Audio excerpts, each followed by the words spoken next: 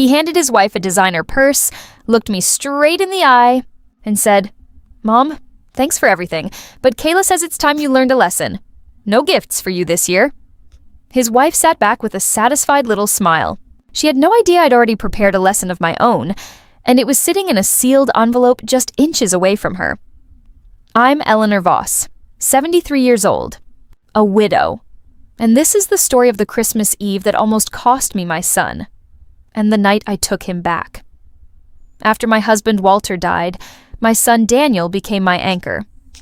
He called every day, checked on me, sat with me on the porch while I cried. Then he married Kayla, and slowly the son I knew began disappearing. Calls that once came 4 times a week dropped to once a month. Visits got canceled by text, always on Kayla's authority, never his. She'd walk through my house like she was pricing it for sale, running her fingers along my bookshelf, telling me a house this size was a lot for one person. I told myself I was imagining things. Mothers are good at lying to themselves when the truth is too painful to hold. Then came the cookout. While Daniel grilled burgers on their tiny balcony, Kayla stepped away to take a call. The wind carried her voice straight to me. He doesn't suspect anything. Once the house sells, everything falls into place. Trust me, she won't see it coming.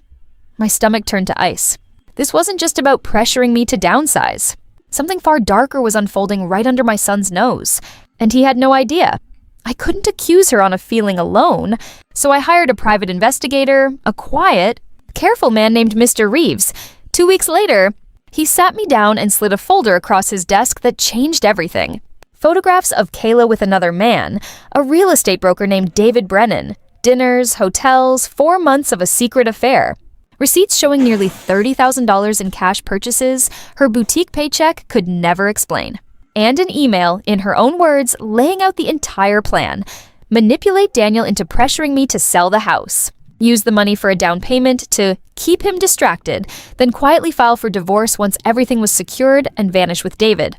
My son was never her partner. He was her tool. I didn't scream. I didn't confront her that day. Instead, I got smart. I met with an attorney and placed my home into an irrevocable living trust, permanently protected, untouchable by anyone, including my own son's wife. Then I planned the one night she'd never see coming. Christmas Eve. I bought Daniel a BMW. I bought Kayla a designer handbag, wrapped beautifully, so she'd walk in that night feeling confident and completely unsuspecting. I sealed every photograph, every receipt, every damning email into one envelope and placed it in the drawer beside my chair. Then I waited. Christmas Eve arrived warm and golden, the house filled with the smell of roast turkey and cinnamon, exactly the way it used to be. Daniel opened his gift and found the car keys. His face lit up like a boy's again. Kayla opened her handbag, snapped a photo for herself, muttered "cute," and tossed it onto the couch without a single word of thanks. Then Daniel, unable to meet my eyes, told me they hadn't gotten me anything this year, that Kayla believed I needed to learn to give without expecting anything back. She sat there, arms crossed, smiling, certain she'd finally broken me. I reached into the drawer. My hand didn't shake. I placed the envelope on the table between us and said quietly, "If tonight is about lessons, then let me teach one too." "Open it!" Kayla's fingers trembled as she pulled out the first photograph. The color drained from her face. Daniel grabbed the rest and dumped it across the table. The photos, the receipts, and finally her own email, spelling out the plan to destroy his marriage and steal his mother's home. He read it in silence, then looked up and asked her to explain the $3,000 bracelet. She snapped that I was selfish, that they deserved the house. The mask was gone completely. Daniel stood shaking with fury and told her to get out of his mother's house. She grabbed her things and stormed out, slamming the door hard enough to rattle the ornaments on the tree.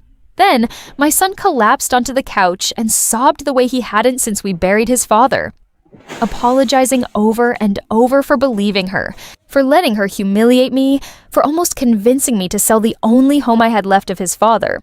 I held him and told him the truth. Trusting someone you love isn't weakness, it's just being human, and she had simply been very good at what she did. I told him everything. The overheard phone call, the 2 weeks of waiting, the trust I'd quietly signed to protect our home no matter what happened. That night, Daniel slept in his old childhood bedroom, the one I'd never stopped keeping ready for him, And for the first time in over a year, I went to bed with my son safely under my roof and my heart, though bruised, finally at peace. I tell this story because so many of us have felt invisible in our own families, have given everything to people who mistook our love for weakness. What I learned that Christmas Eve is simple. Protecting yourself is never selfish. Sometimes it's the only way to save the people you love most, even when they can't yet see the danger standing right beside them.